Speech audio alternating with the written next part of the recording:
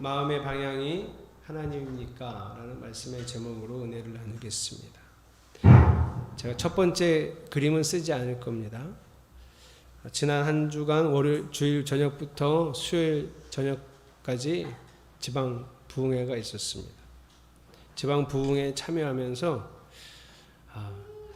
세상에서 말씀으로 은혜 받기 가장 어려운 사람은 목사겠구나 하는 생각을, 또 고민을, 또 번민을 아주 많이 했습니다. 어떤 말씀은 아멘이 나오는데, 또 어떤 말씀은 도대체 왜 저 본문을 가지고 저런 설교를 할까? 판단이 탁 서버리니까 그 2시간 동안 아무런 은혜도 되지 않는 거예요. 좀 공부 좀 하시지, 조금만 더 기도하고 생각해 보시지, 이런 아쉬움이 마음속에 가득하니까 은혜를 못 받는 거예요. 그 말씀을 듣는 중에 가장 제 마음을 힘들게 했던 건, 우리가 이 땅에 살아가면서 편하고 또 안정된, 그리고 돈이 좀 있고 모든 기반이 갖추어진 그런 삶을 복이라고 말하는 그런 어느 한 설교 몇 가지의 주제에 대해서는 도저히 동의할 수가 없는 거예요. 만약에 그 자리에 지금도 가난하고 너무 힘들지만 하나님을 바라보고 또 너무 어렵지만 주님을 의지하고 살아가는 성도들이 그 자리에 앉아 있다면 그 사람은 하나님의 은혜가 없고 저주받은 사람이거든요. 도대체 이런 말씀을 나는 어떻게 받아들여야 하고, 또 이런 가운데서도 은혜를 받는 것이 정상일까? 매 시간 그랬던 건 아니고 한 3번 그런 시간을 경험하면서 참 마음이 복잡했습니다. 왜냐하면 하나님은 우리에게 저는 때로라고 말하고 싶지만, 가끔이라고 말하고 싶지만, 어떻게 보면 거의 대부분의 삶에 고난과 역경을 허락하시거든요. 그래서 하나님이 주시는 그 고난 속에서 내가 깎이고 내가 바뀌고 다시 나를 돌아보면서 하나하나 하나님이 주시는 은혜의 삶으로, 또 축복과 기쁨의 삶으로 바뀌어져 가는 이 땅에서의 삶이, 그것이 진짜 은혜라고 하나님을 말씀하시는데, 그런 삶을 부정하는 것에 대해서 마음이 안타까웠어요. 오늘 말씀도 이런 주제입니다. 과연 내가 편하고 좋은 길을 선택하는 것이 하나님의 은혜인가? 하나님의 말씀의 길을 선택하면 언제나 축복이고 세상에 평안이 나한테 오는가? 그렇지 않습니다. 그렇지 않아도, 힘들고 어렵고 고난이 와도 여기가 하나님의 뜻이면, 이 길이 하나님의 방향이면 그 길을 가겠다. 성경은 늘 우리에게 이런 삶을 지향하라고 가르치고 있습니다. 아침에 눈을 떠서 이것저것 할 일을 생각하고 또 미래를 생각하다가 문득 우리들 마음속에 20억만 있었으면 좋겠다, 이런 생각이 드는 게 다 나쁘다고 말하는 게 아니고요, 그게 잘못됐다고 말하는 게 아니라 그 마음의 방향이 어디 있느냐 아주 중요하다는 얘기를 하고 싶습니다. 하나님이 나에게 20억을 주셨을 때 하나님의 뜻을 위해서 어떻게 사용할지에 대한 분명한 그림들을 가지고 늘 기도하고 하나님 뜻을 이루어가기 위해 기도하고 있었던 사람이, 하나님 20억만 있었으면, 이렇게 하는 것과 집도 사고 차도 사고 노후도 어느 정도 다 보장해 놓으려면 한 20억은 있어야 되겠지, 20억이 있었으면 얼마나 좋을까라고 생각하는 것에는 인생의 방향에 아주 큰 차이가 있다는 얘기를 하고 싶습니다. 최선을 다해서 인생을 살아가야 된다고 믿습니다. 저도 처음 철원 이평교회 부임하고 하나님이 나에게 담임 목사라는 사명을 주셨으니 이거 어떻게든 잘 해내야지, 결과도 참 좋았으면 좋겠다 하는 마음으로 정말 최선을 다했습니다. 잠도 잘 자지 않고 열심히 공부하고 연습하고 또 저 스스로를 훈련시켰어요. 어찌되었던 미자립 교회였던 교회가 조금씩 나아지고 예배인원 늘어나고 재정도 늘어나니 내가 최선을 다하고 열심히 했던 게 잘했구나, 노력을 잘한 거구나, 이런 생각이 막 마음에 더 확신이 올 때쯤 하나님이 제 마음에 말씀하셨어요. 제발 가만히 좀 있어라. 내가 너 때문에 아무것도 못하겠다. 제가 큰 충격을 받았어요. 그때 하나님 말씀은 열심히 하지 마, 노력하지 마, 이런 말은 아니었습니다. 그런데 제가 열심히 하는 그 목적, 제가 노력하는 그 마음의 방향이 어디인지를 살펴보라는 거였어요. 정말 나를 바라보고 열심히 하는 건지, 하나님을 바라보고 그 최선을 다하고 있는 건지를 제 마음을 살피라는 하나님의 음성이었습니다. 오늘도 최선을 다하는 사람이 한 사람 등장합니다. 그런데 제가 오늘 본문을 볼 때 이 사람은 저처럼 제발 가만히 좀 있어라, 이런 말을 들을 사람은 아닙니다. 정말 최선을 다하고 있습니다. 근데 제가 이 사람에 대해서 아주 부정적인 선입견을 가지고 있어요. 야곱이거든요. 되게 야가 빠졌잖아요. 아버지 속이고 형 사기친 놈이잖아요. 저는 이 사람한테 아주 선입견이 좋지 않습니다. 그래서 이 사람이 오늘 하는 최선의 모습도 저는 늘 좋아 보이지가 않았어요. 그런데 제 오늘 설교의 방향은 이 사람이 하고 있는 최선이 아주 좋은 거다라는 얘기를 할 겁니다. 그 근거를 성경을 통해서 한번 같이 찾아봐 볼 겁니다. 가장 문제가 되는 성경은 1절, 2절인데요. 야곱이 길을 떠나서 가는데 하나님의 천사들이 야곱 앞에 나타났다. 야곱이 그들을 알아보고 이곳은 하나님의 진이구나 하면서 그곳 이름을 마하나임이라고 하였다. 제가 이 본문을 아주 중요하게 생각하는 이유는, 자, 지난주에 라반이 야곱을 쫓아왔잖아요. 아마 드라빔만 찾았으면 야곱 재산을 몰수해서 뺏어갔을 겁니다. 다행히 드라빔을 찾지 못해서 그냥 부끄러움을 당하고 돌아가 버렸죠. 자, 그 이야기가 있고요. 3절부터는 형 에서 얘기가 나옵니다. 더 큰 산이죠. 에서가 400명을 이끌고 자기를 죽이러 온다는 그 얘기가 이제 3절부터 등장을 하거든요. 그런데 갑자기 1절, 2절이 그 사이에 끼어 있는 거예요. 앞에 이야기와도 아무 연관성이 없고요. 뒤에 이야기하고도 아무 연관성이 없습니다. 그냥 다만 야곱이 봤는데 천사들의 두 무리가 있었다는 거예요. 하나님의 군사처럼 보이는. 그래서 이름을 마하나임, 하나님의 군대의 두 진지, 우리가 쉽게 알아듣게 표현하면 부대 두 개, 하나님 부대 두 개, 이렇게 봤다는 거예요. 도대체 저희 이야기가 저기 왜 껴있는 거지? 이걸 해결을 해야 되는 거죠. 자, 라반은 떠났고요. 이제 야곱은 더 큰 산을 해결해야 됩니다. 형 에서이죠. 그래서 4절 5절에 보면 형에게 종을 보내서 형 제가 여기 왔어요. 저 재산도 꽤 많아요. 형님께 소식을 전하니 저 너그럽게 좀 봐주세요. 라는 말을 훈련을 시켜서 보냈습니다. 뭐라고 그러냐면 형은 주인이고 자기는 종이라고까지 표현하면서 격하게 자기를 낮추고 자기에게는 재산을 자랑을 하는 건지, 아니면 제가 라반한테는 단 한 마리도 아까워서 안 줬지만 형이 달라고 하시면 다 드릴 수 있어요. 이런 얘기를 하는 건지 간절함인지 형에게 소식을 전했어요. 그런데 돌아온 소식이 아주 충격적이에요. 심부름꾼들이 돌아와서 뭐라 그러냐면 형님이 주인을 치려고 400명이나 이끌고 온다는 거예요. 야, 이건 큰일 났죠. 자, 이때 야곱이 이 두렵고 떨리는 마음으로 어떤 행동을 하는지 7절을 여기는 같이 읽어보겠습니다. 시작. 야곱은 너무나 두렵고 걱정이 되어서 자기 일행과 양떼와 소떼와 낙타떼를 두 패로 나누었다. 예. 이 부분이 아까 마하나임이 나온 이유입니다. 여러분, 이 뒤에 야곱이 형한테 보낼 선물을 보낼 때는 최소 4떼를 만듭니다. 한 떼, 두 떼, 세 떼, 네 떼를 형한테 보낼 선물로 만들어 보내면서 형이 오다가 이게 뭐야? 형님한테 드리는 선물입니다. 또 오다가 뭐야? 형님한테 드리는 선물입니다. 이렇게 4번 이상 하면 형님이 마음이 좀 누그러질까 해서 야곱이 보내는 거거든요. 근데 이번에는 왜 두 패만 나눴을까? 이 부분에 대해서 좀 해석할 때 제일 중요한 건 아까 본 마하나임 때문에 하나님이 보여주셨거든요. 내가 너를 보호하겠다는 의미에서 하나님의 군대 두 부대를 보여줬어요.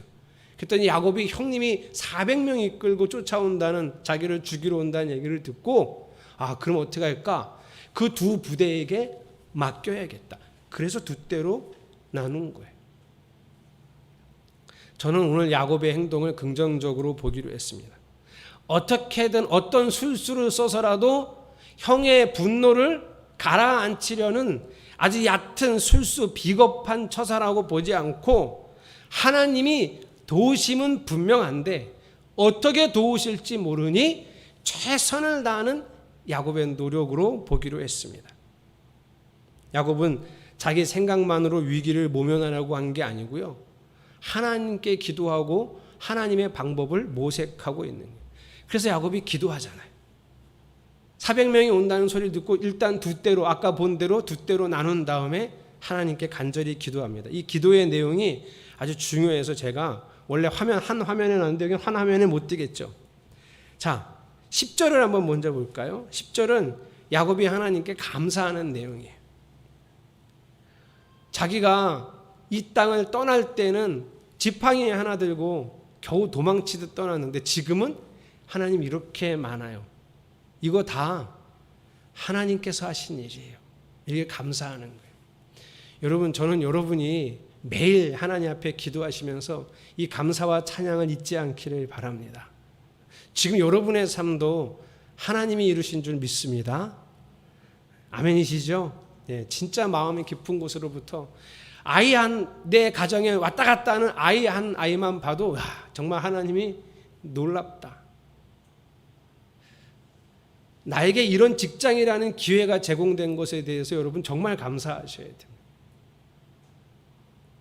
놀라운 일이 지금 우리의 삶에 이루어지고 있고 그 일을 다 이루어 가시는 분이 하나님이심을 야곱처럼 고백하고 찬양하고 감사할 수 있는 성도들이 되시기를 바랍니다. 제가 지난주 설교 말미에 2021년 마무리하면서 인터넷 카페 한 줄 수다에다가 그냥 한 줄 이렇게 하나님께 매일 감사한 것들 아니면 하나님 찬양하는 내용들, 하나님께 사랑을 고백하는 것들을 한 해 마무리하면서 남겨보시라고 했어요. 여러분 한번 잘해보시기 바랍니다. 좀 의미 있게 하나님과 더 친밀해지면서 이 한 해를 마무리하려면 여러분 이 없었던 우리의 삶의 습관들을 만들어 보시는 것이 좋겠습니다. 그 다음에 하나님께 구합니다. 하나님 이렇게 해주세요라고 구할 때 여러분 그냥 야곱처럼 구해달라고 하시면 돼요. 하나님 저 살려주세요.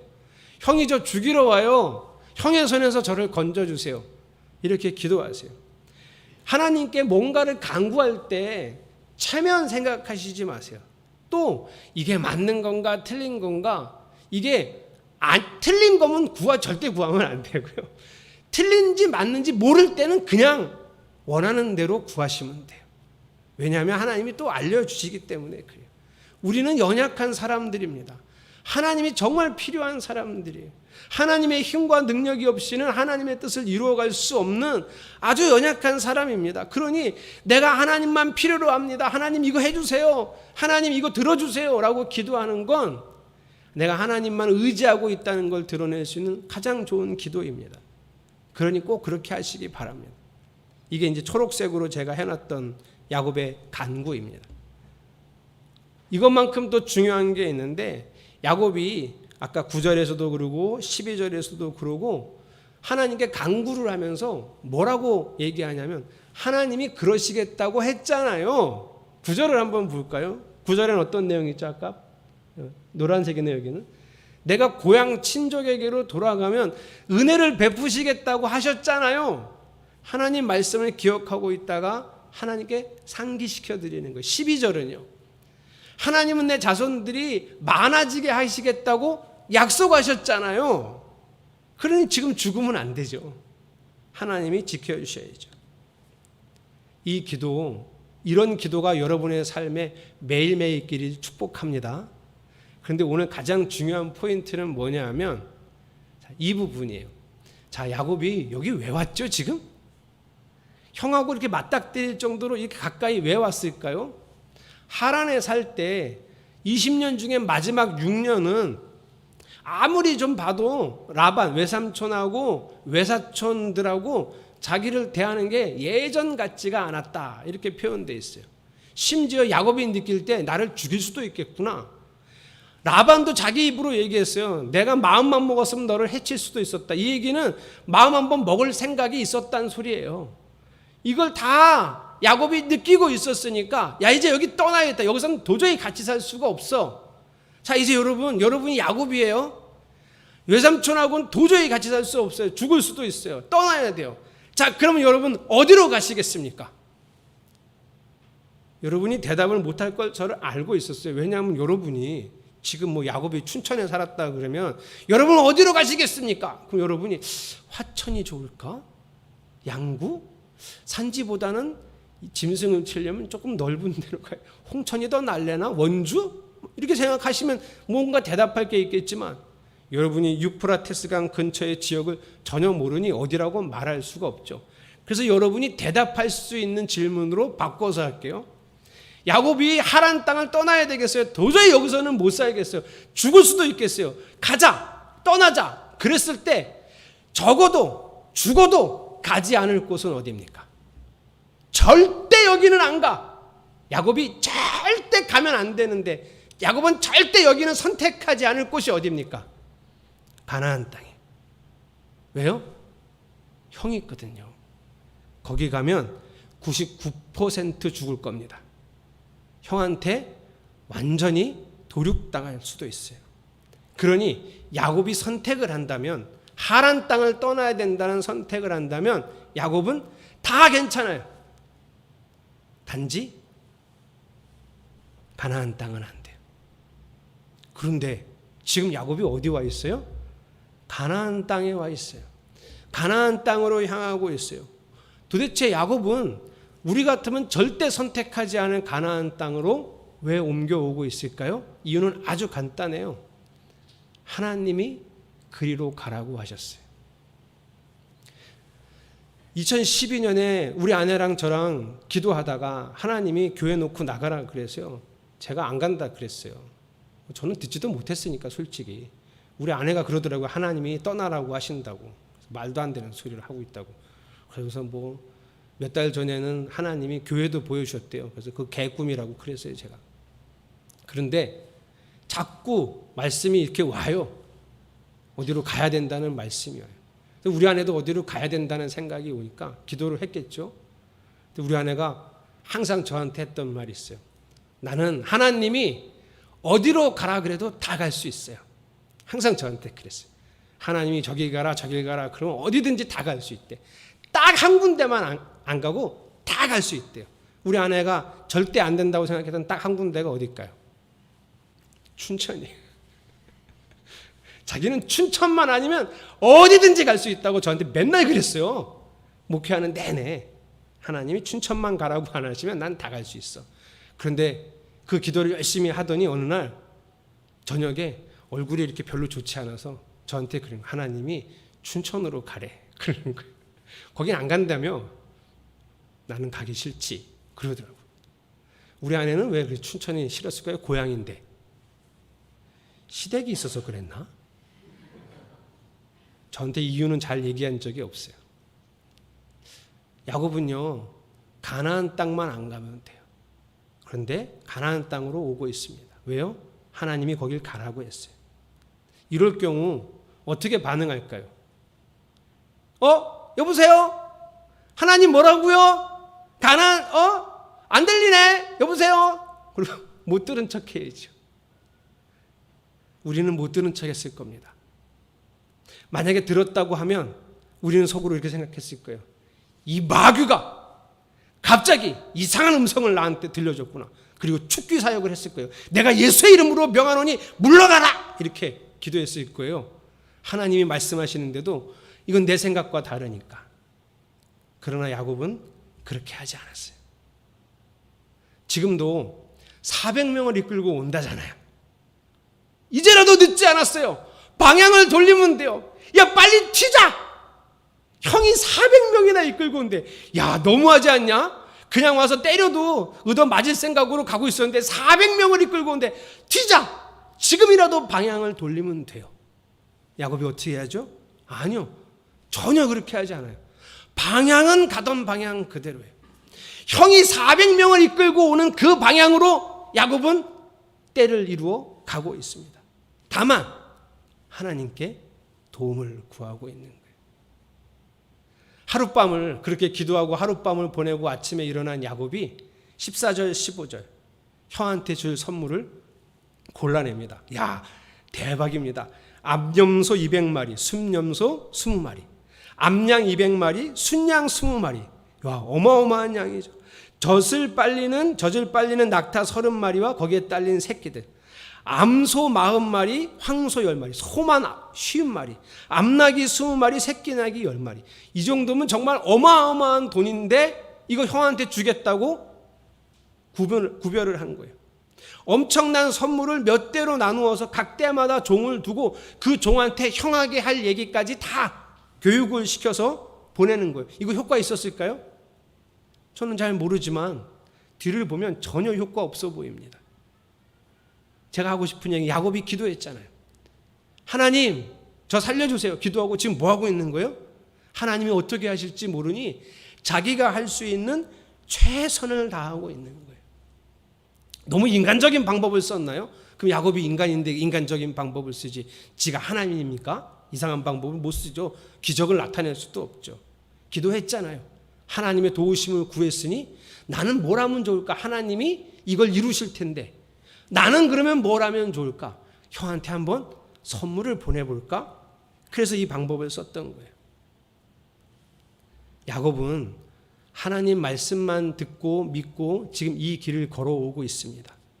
형이 자신을 죽이겠다고 400명을 이끌고 오지만 방향 절대 틀지 않고 하나님 말씀하신 대로 이 길을 걸어가고 있습니다. 야곱의 인생에 이만한 위기는 없었습니다. 너무나 두렵고 떨리는 순간이지만 절대 방향 바꾸지 않고 기도했으니 행동하면서 그 방향으로 가고 있습니다. 우리가 이 세상을 살아가면서 하나님 말씀대로 사는 길에 편하고 쉬운 길만 있는 건 아닙니다. 아니, 제가 설교 초반에 말씀드린 것처럼 오히려 힘들고 어려운 길이 더 많을 수 있어요. 그러나 우리의 인생의 목적은 무엇이어야 하냐면 그 방향을 유지하는 겁니다. 아무리 힘들어도 아무리 어려워도 하나님이 말씀하신 방향이 이것이 맞다면 절대 바꾸지 않는 거예요.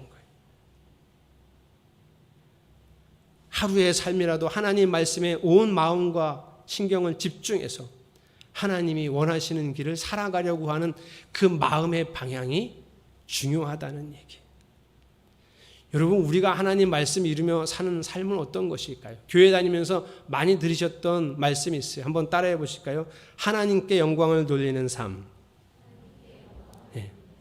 하나님께 영광을 돌리는 삶은 어떤 것이냐 하면 전통적으로는 이렇게 많이들 얘기했어요. 고3은 열심히 공부해서 좋은 대학에 가는, 대학생은 열심히 공부해서 좋은 데 취직하고 하나님께서 하셨습니다 하고 하나님께 영광을 돌린다는 거예요. 그런데 여러분, 하나님은요 원래 영광스러우세요. 하나님의 영광이 제일 밝아요. 그 놀랍고 큰 밝음에 내가 뭐 하나 이루었다고 그 밝음을 거기다가 보탠다고 하나님이 더 밝아지고 그러시지 않아요. 우리가 뭘 그렇게 잘했다고 하나님이 그것으로 영광 받으시지 않아요. 그거 아무것도 아니에요. 그러니까 하나님께 영광 돌린다는 건 내가 무슨 업적을 남겨서 하나님께 이렇게 몫을 남겨드리고 하나님 몫입니다, 하나님 덕분입니다 이렇게 말하는 게 하나님께 영광 돌리는 게 아니에요. 그분은 원래 영광스러워요. 하나님께 영광 돌린다는 말의 의미는 하나님의 그 밝은 영광의 빛을 내가 비춘다는 거예요. 반사. 이 얘기는 나의 말과 행동으로 하나님을 세상에 보여준다는 게 하나님께 영광을 돌린다는 거예요. 결혼하기 전에 저랑 성경 공부했던 성도님들은 이거 배우셨잖아요. 결혼의 목적이 뭐냐 하면 하나님께 영광 돌리는 거예요. 결혼도. 그럼 하나님께 결혼해서 무슨 영광을 돌려요? 결혼이 업적은 또 아니잖아요. 그렇죠? 결혼해서 무슨 영광을 돌려요? 내 남편에게 예수님을 보여주는 삶을 살아가는 거예요. 희생하고 사랑하고 헌신하면서 내 남편이 예수님을 몰라도 혹은 내 남편이 예수님을 믿는 사람이라도 나를 보고 야 진짜 예수님의 사랑이 이런 거겠구나. 예수님의 십자가 희생이 이런 거였구나 라고 마음에 느껴지게 하려고 결혼하는 거라 그랬어요. 그렇게 잘 살아가고 있는지 모르겠어요. 우리 박주전 집사님이. 예. 결혼을 왜 했어요? 내 아내에게 예수님을 보여주는 거예요. 여러분 가장 사랑하는 사람한테 희생하고 헌신하고 배려하고 이렇게 가장 사랑하는 사람인데 그게 뭘 그리 어려워요? 어려워요. 참 어려워요. 자존심 다 죽이고 예수님 보여주려고 그 아내에게 남편에게 예수님 보여주고 사는 거 진짜 어려워요. 그런데 영광 돌리는 삶은 세상에도 그렇게 살아야 되거든요. 그러니 여러분 쉽겠어요? 가장 사랑하는 남편 아내한테도 어려운 일을 그냥 세상을 그리고 교회 지체들에게 하나님께 영광을 돌리는 삶이 얼마나 어렵겠어요. 그런데 그렇게 살아야 돼요. 그게 하나님이 야곱에게 가나안 땅으로 가라고 말씀하신 것처럼 우리에게 그렇게 살라고 하신 말씀이니까요. 아무리 어렵고 위기가 오고 힘들어도 그렇게 살아야 되는데 그렇게 살 능력이 없어요. 저한테. 여러분한테도 없어요. 어떻게 해야 되죠? 아까 야곱처럼 기도해야죠. 하나님이 저보고 영광 돌리며 살라고 하셨잖아요. 하나님을 비추는 삶을 살라고 하셨잖아요. 그러니 하나님 제가 하나님의 영광을 비추는 삶을 살 수 있도록 저 도와주세요. 저에게 능력 주세요. 그런 마음도 주세요. 그런 힘도 주세요. 기도하면서 내가 할 수 있는 최선을 다하는 거죠. 기껏 내가 할 수 있는 최선이 설거지라도 기껏 내가 할 수 있는 최선이 아침에 좀 일찍 일어나서 아침밥을 지어주는 것이라도 내가 할 수 있는 최선을 다하면서 하나님께 기도하는 삶을 사는 거예요. 그렇게 사는 삶을 하나님이 이 세상에 쓰시는 삶이고 축복의 도구가 되게 하실 것입니다. 그리고 그 삶에 기적을 베푸실 거예요. 하나님의 목적을 하나님의 말씀을 이루어가는 그 삶에 하나님의 뜻과 능력을 보여주실 거예요. 그래서 형통하게 하실 거예요. 그러니 사랑하는 성도 여러분, 저는 오늘 여러분에게 권면합니다. 하루 종일 여러분 마음의 방향이 하나님이기를 축복합니다. 하나님이 원하시는 삶을 위해서 하나님의 마음을 내가 알았으면 좋겠다 하는 하나님을 향한 방향, 여러분 마음의 방향이 하나님 말씀이면 괜찮습니다. 그리고 그렇게 기도하면서 내가 알 수 있는 최선을 다하시기를 목사로서 응원하겠습니다. 그리고 또 목사로서 기도할 것은 여러분이 최선을 다해서 하나님 방향을 거기다 두고 살아갈 때 하나님의 기적과 은혜와 역사가 나타나기를 축복합니다. 어제 제 대학교 동기가 저 소고기 사주겠다고 친구 2명을 모아다가 원주에서 김포에서 와서 소고기를 사주겠다고 왔어요. 저만 목사고 그 친구들은 다 직장 생활을 하고 있습니다. 제가 어제 이렇게 기도하면서 그냥 그런 마음이, 요즘 제가 그렇게 기도를 많이 하는데 그런 마음이 들었어요. 기도하면서, 식사 기도를 하면서, 하나님 오늘도 저와 우리 친구들이 이 음식을 함께 먹습니다. 질병이 있는 사람이 있으면 하나님이 식사를 먹고 이 음식 속에서도 하나님의 능력과 기적이 나타나 치유함을 허락해 주십시오. 제가 예전에 이런 기도 많이 했거든요. 감사 기도만 했거든요. 하나님, 이 음식을 먹고 이야기 나눌 때 우리의 이야기 속에서 마음이 병든 사람이 있으면 하나님이 병든 자를 치유하시고 회복케 하여 주시옵소서. 내가 하나님의 뜻을 이루어가는 삶을 살고자 제 마음속에 그 방향이 분명하기 때문에 이런 것을 강구하는 것이 그릇되다는 생각을 이제 버렸습니다. 여러분의 삶을 위해서도 그렇게 매일 기도하고 있습니다. 여러분, 방향만 이 마음의 그 속의 진심의 방향이 늘 하나님을 향해 있기를 주님의 이름으로 축복합니다. 찬송가 491장은 저 높은 곳을 향해 마치 천국을 사모하는 마음의 찬양 같지만, 오늘 저는 이 찬양을 부르면서 하나님, 제 마음이 늘 하나님께 있기를 원합니다. 내가 지금 험하고 힘든 이 세상을 살아가고 있지만, 그래서 가끔씩은 세상에 대한 꿈과 소망이 내 속에서 일어나지만 하나님 다시 기도합니다. 내 마음의 방향, 내 마음은 항상 하나님께 있기를 소망합니다. 이런 마음, 이런 소망을 가지고 함께 찬양하겠습니다.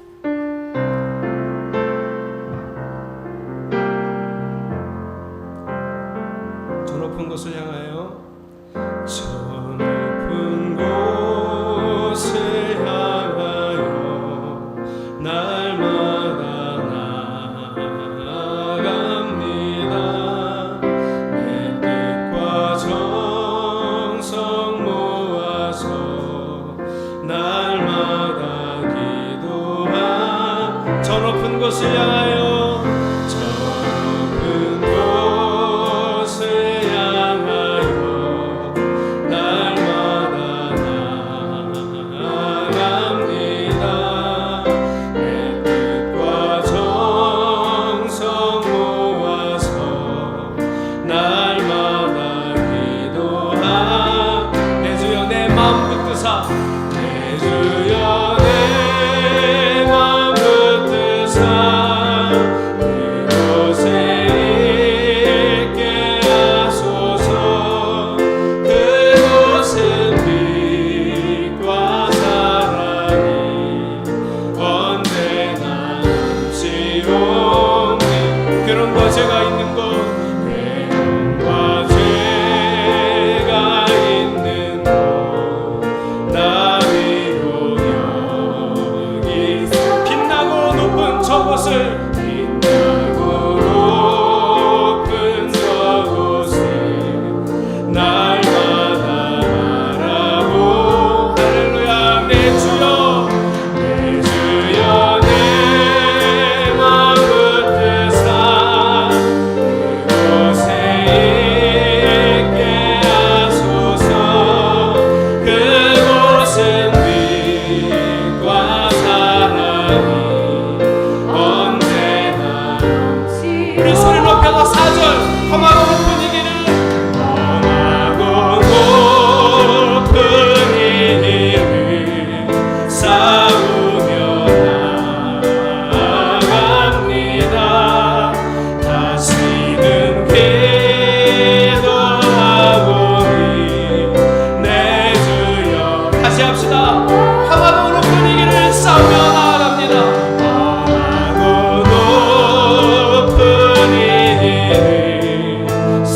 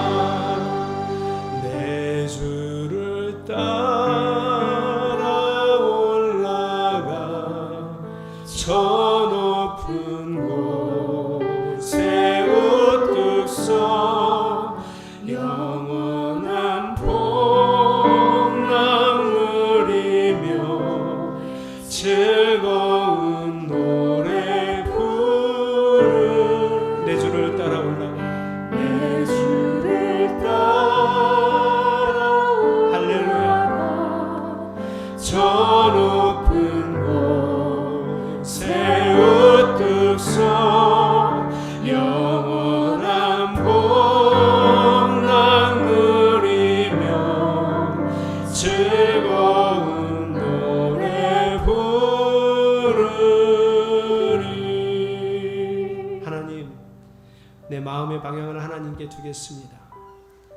그렇게 살아가는 일이 마음의 방향을 거기에 두었기에 때로는 힘들고 어려워도 그 방향 틀지 않고 곧장 주님의 말씀으로 살아가겠습니다. 이 결단에 힘과 능력을 허락하시옵소서. 우리 통성으로 합치 기도하겠습니다. 하나님, 야곱처럼 꿋꿋이 가나안 땅으로 걸어가겠습니다. 에서가 400명을 이끌고 온다고 해도 꿋꿋하게 가나안 땅으로 걸어가겠습니다. 아무리 어렵고 무섭고 두렵고 떨리는 일이 있어도 주님께 기도하며 주님만 바라보며 주님만 의지하며 어렵고 힘들지만 두렵고 떨리지만 그 길의 방향을 멈추지 않고 돌이키지 않을 것입니다. 가겠습니다. 그 길로 가겠습니다. 말씀하셨으니 그 길로 가겠습니다. 그리고 거기서 주를 뵙겠습니다. 하나님의 땅을 발견하겠습니다. 하나님의 도우심을 보겠습니다. 주님의 말씀과 씨름하겠습니다. 주님의 뜻 안에서 씨름하며 고통하며 그 길을 걸어가겠습니다. 그리고 기도할 때 주의 기적을 보여주시옵소서. 주의 기적을 보여주시옵소서. 주의 기적을 나타내시옵소서. 우리 성도들이 매일매일 하나님의 뜻을 이루며 살아가고자 그 마음의 방향을 하나님께 두고 있사오니 주여 기적을 베푸시옵소서. 주의 능력을 보이시옵소서. 우리가 거기 마음을 두겠습니다. 할렐루야.